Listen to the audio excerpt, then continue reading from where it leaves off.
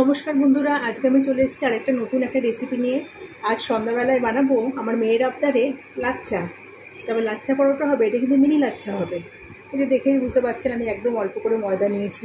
সন্ধ্যার টিফিনে যেরকম যেটুকুনি লাগে মানুষের, সেইটুকুনির মতো ময়দাটাকে আগে মেখে নেব। ওই জন্য পরিমাণ মতো লবণ দিয়ে দেবো, চিনি দেব 1 চামচ, ছোটো চামচের 1 চামচ চিনি দিয়েছি।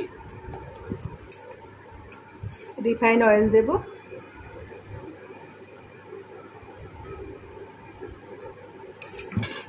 এক চামচ মতনই দিলাম। ভালো করে ময়ন দিয়ে নেবো। আগে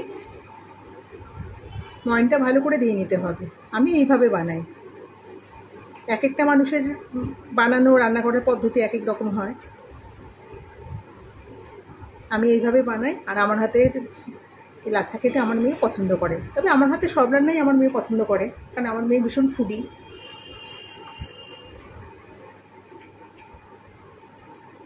ভালো করে ময়নটা আমি দিয়ে নিয়েছি। এবার এর মধ্যে দিয়ে দেবো টক দই। টক দই নিয়ে নিয়েছি। যেহেতু ময়দাটা কম, টক দইটাও আমি কম দেব। 3 চামচ দিলাম। 3 চামচ দিয়ে ভালো করে আগে মেখে নিই, দেখি লাগলে পরে আমি আরও 1 চামচ দেবো, নাহলে দেবো না। 3 চামচই দিয়েছি, আর দিইনি, কারণ আমি এর মধ্যে এবার দুধ অ্যাড করবো। দুধটাকে আগে থেকেই জাল করে ঠান্ডা করে নেওয়া। একেবারে ঢালছি না, চামচে করে তুলে তুলে ঢালছি।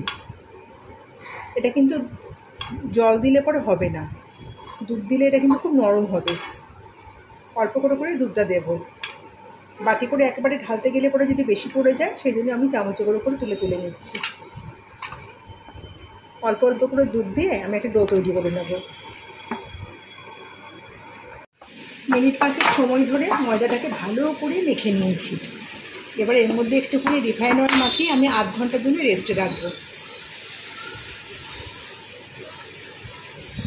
অল্প একটুখানি রিফাইন অয়েল নিয়ে নিলাম, ওটা মাখিয়ে নিলাম। ঢেকে আমি আধ ঘন্টা রেস্টে এটাকে রেখে দেবো। আধ ঘন্টা পরে ফিরে আসছি। আধ ঘন্টা ঢেকে রাখা হয়ে গেছে। এবার আমি ওই ময়দাটা থেকে আমি 4টে লেচি কেটে নিয়েছি। লেচিগুলোকে কিন্তু হাত দিয়ে পাকাবো না, এভাবে ঢুকিয়ে দেবো। এভাবে ঢুকিয়ে দেবো,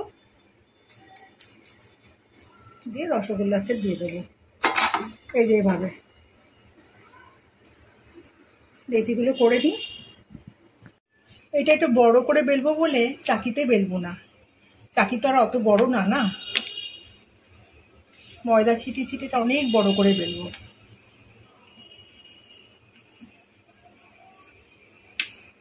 আমার স্ল্যাবে বেলতে একটু অসুবিধাই হচ্ছে, আর চাকিতে আমার সুবিধা।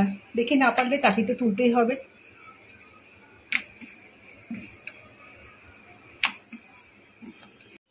যতটা বড় করা যায় ততটা বড় করে বেলে নিলাম। রিফাইন অয়েল মাখিয়ে দিলাম ভালো করে, ছুরি দিয়ে কেটে নিলাম। ঘেঁচা ঘ্যাচ যেমনি ইচ্ছে সেটে কেটে নিলাম।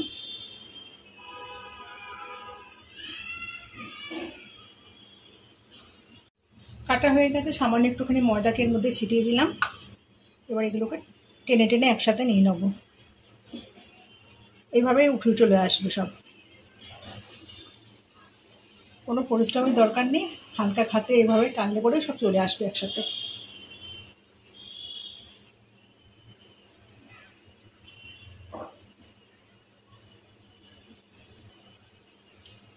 চলে এসছে, এটাকে এবার টেনে লম্বা করব।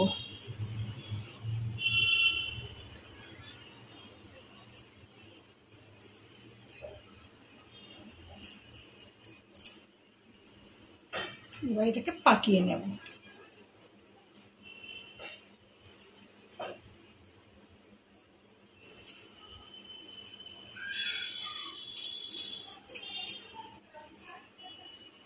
মাথাটা একটু মুড়ে দেবো।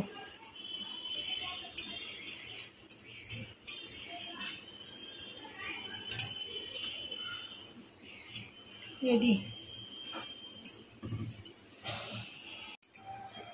সামান্য একটু তেল দিয়ে হালকা হাতে এটা বেলে নিলাম। এটা তো মিনি লাচ্ছা, তাই আমি বেশি বড় করব না। চাটু বসিয়ে দিয়েছি, চাটুর মধ্যে দিয়ে দিলাম। গ্যাসটাকে একদম মিডিয়ামে রাখবো, 1 মিনিট হতে দেবো। তেল দিয়ে নিয়েছি,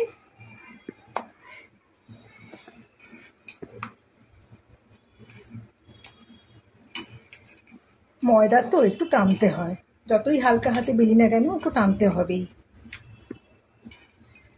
খুব বড় করব না, ওরকম ছোট ছোট করেই বেলবো। এই যে হয়ে গেছে বেলা, আরেকটা।